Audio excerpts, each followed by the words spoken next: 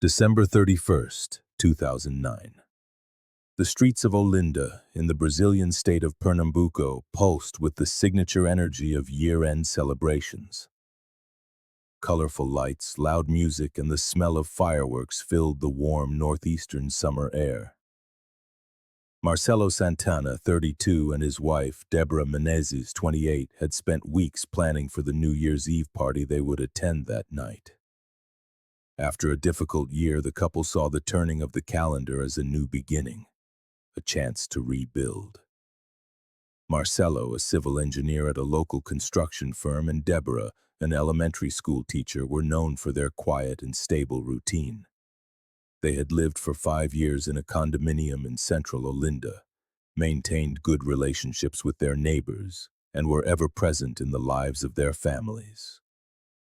Nothing in their history suggested any involvement in high-risk situations.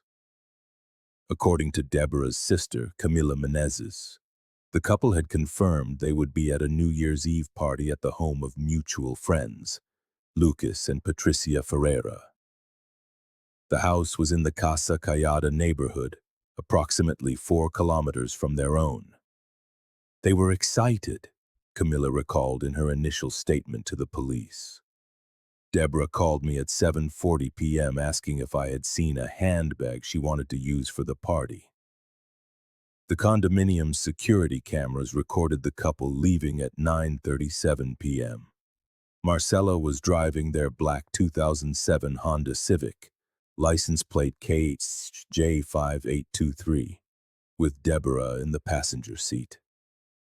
She wore a white sundress, traditional for New Year's celebrations in Brazil, and he was dressed in a light blue button-down shirt and jeans. The weather was muggy, a light drizzle had fallen earlier, but the driving conditions were good. Marcelo's phone registered its last activity at 10:14 p.m. when he sent a message to his friend, Lucas. "We're on our way. Hit some traffic on the main avenue. Be there in 20 minutes. This was the last known communication from the couple. The party at the Ferreira's home was set to begin at 10 o'clock p.m. When the clock struck 11:30 p.m. and there was still no sign of them, Lucas tried calling Marcelo 3 times without success. "We thought they had given up or decided to go to another party," Lucas later stated. "It was New Year's Eve. A lot of things happen."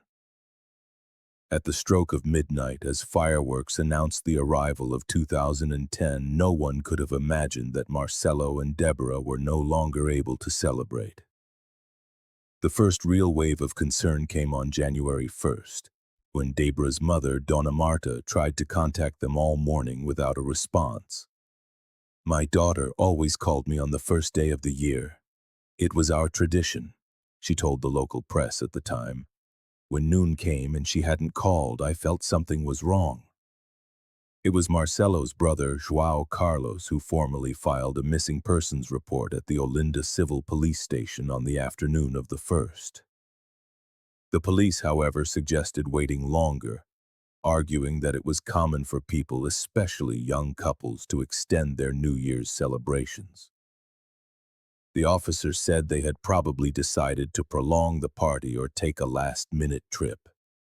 João Carlos remembered, visibly frustrated with the authorities' initial response. The first 48 hours after the disappearance were marked more by the family's growing anxiety than by concrete investigative action.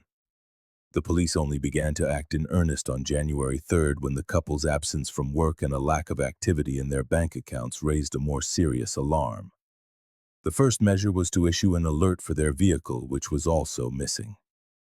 The official investigation began to take shape on January 3rd, 2010, when Detective Rodrigo Mendonça took over the case. The first actions focused on tracing the route the couple would have taken on the night they vanished. Teams were dispatched to collect security camera footage along the path between their condominium and the party house in Casa Caiada. "We were dealing with a disappearance on a chaotic night, when the whole city was celebrating," the detective explained at a press conference on January 5th. "There were very few sober, attentive witnesses, and many security cameras were turned off for the holiday. An initial breakthrough occurred when footage from a gas station camera on Gobernador Carlos de Lima Cavalcante Avenue captured the couple's Honda Civic passing by at 9:53 p.m., confirming they were following the expected route to their friend's house. This was the last visual evidence of the vehicle in motion. In parallel, investigators began to comb through the couple's life, searching for any clue that could explain their disappearance. Analysis of bank statements, phone records, and interviews with colleagues, friends, and family formed this stage of the investigation. We considered the hypothesis of a planned escape, but everything in their lives pointed to normality, reported investigator Felipe Gomez, a member of the initial team. There were no unusual withdrawals, no searches for moves or trips on their computers, no suspicious conversations on their phones. A week after they vanished, a new piece of information changed the course of the investigation. A witness, Severino Almeida, a worker at a mechanic shop near the couple's route, reported seeing a black Honda Civic being followed by a white Fiat Palio on the night of December 31st, around 10:30 p.m. The two cars turned onto a dirt road that leads to a more isolated area, Severino recounted. I thought it was strange because nobody goes that way on a party night. This tip led the police to concentrate their search in a rural area between the neighborhoods of Casa Callada and Rio Doce, a region with several abandoned properties, small farms, and wooded areas. K-9 units, drones, and ground teams were mobilized, but the initial searches yielded no results. Meanwhile, an analysis of phone records revealed an intriguing detail. Marcelo had received 3 calls from an unknown number on the afternoon of the 31st, just hours before they disappeared. The number belonged to a prepaid phone that was impossible to trace and was never used again after that day. 2 weeks after the disappearance, the investigation seemed to have stalled. The case began to receive national media coverage, increasing pressure on local authorities. Television programs dedicated segments to the mystery of the Olinda couple, and social media campaigns pleading for information on Marcelo and Débora's whereabouts mobilized thousands. It was at this point that a false lead nearly derailed the entire investigation.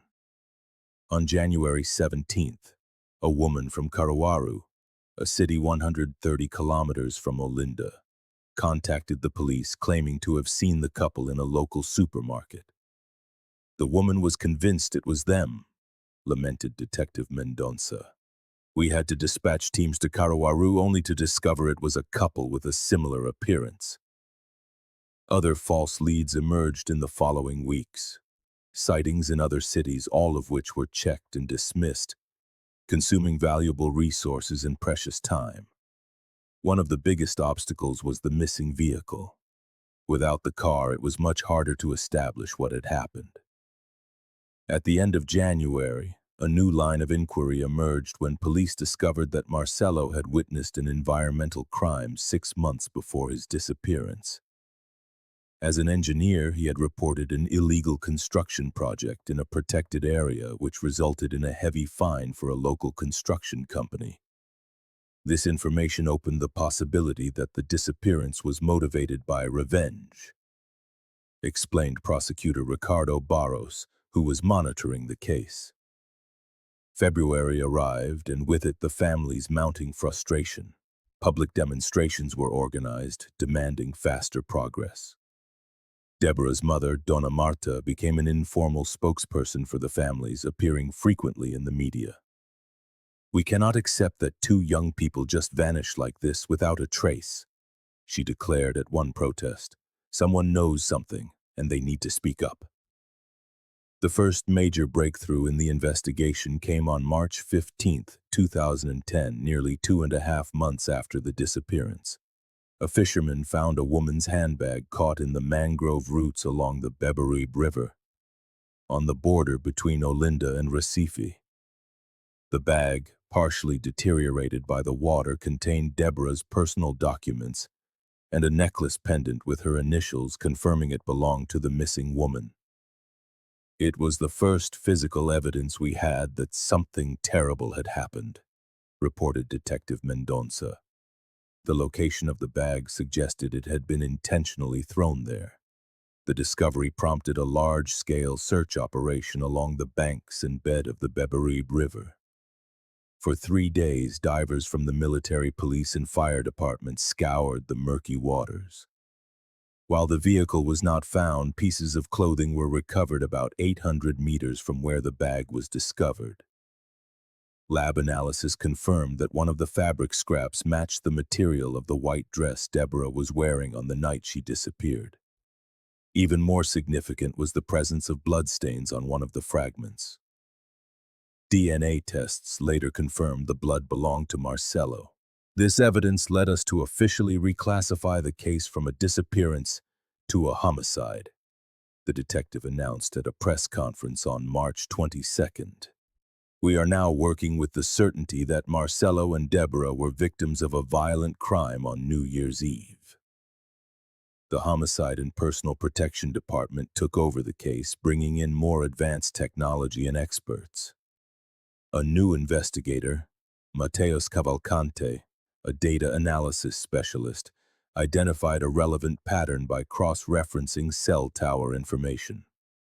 We discovered that Marcelo's phone, even after the last message was sent, continued to connect to towers while in motion, following a route that led away from the party and toward the rural zone of Paulista, a neighboring municipality, Cavalcante explained.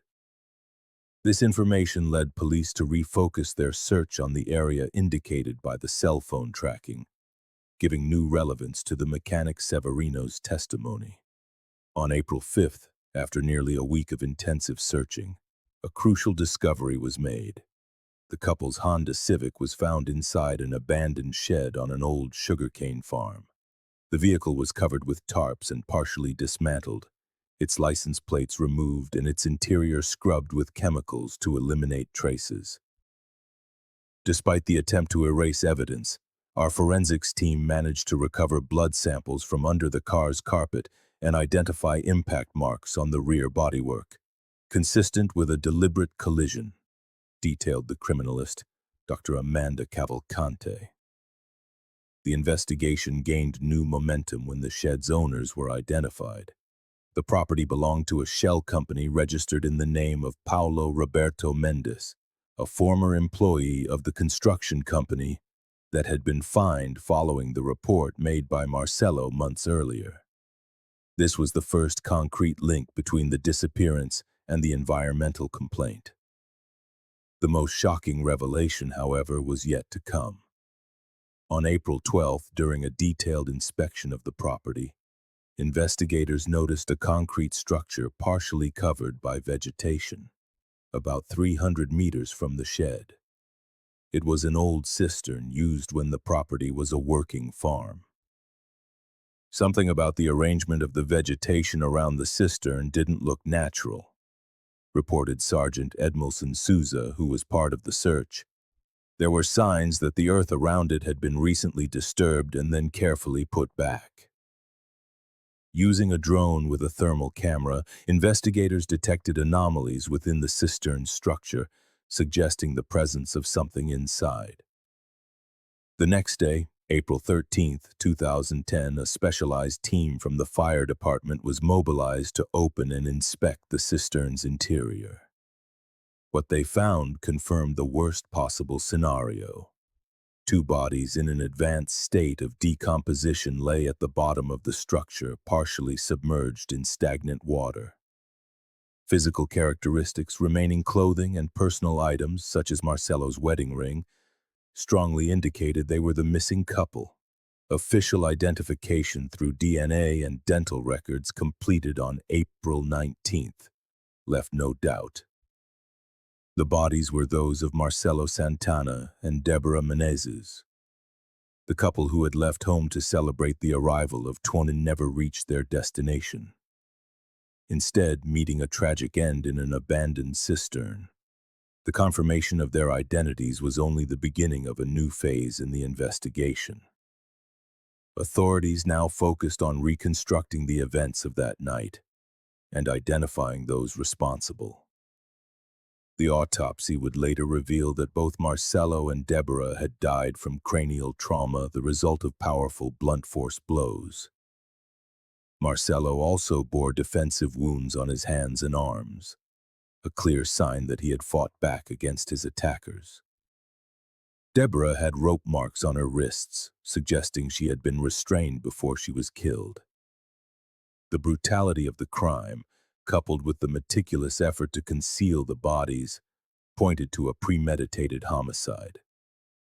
According to Chief Inspector Mendonca's final report, it was carried out by individuals who knew the area well and had ample time to plan and execute their crime without leaving any witnesses.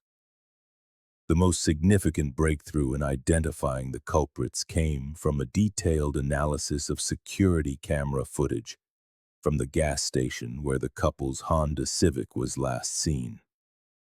Using image enhancement technology, investigators managed to partially identify the license plate of the white Fiat Palio mentioned by the witness Severino the mechanic.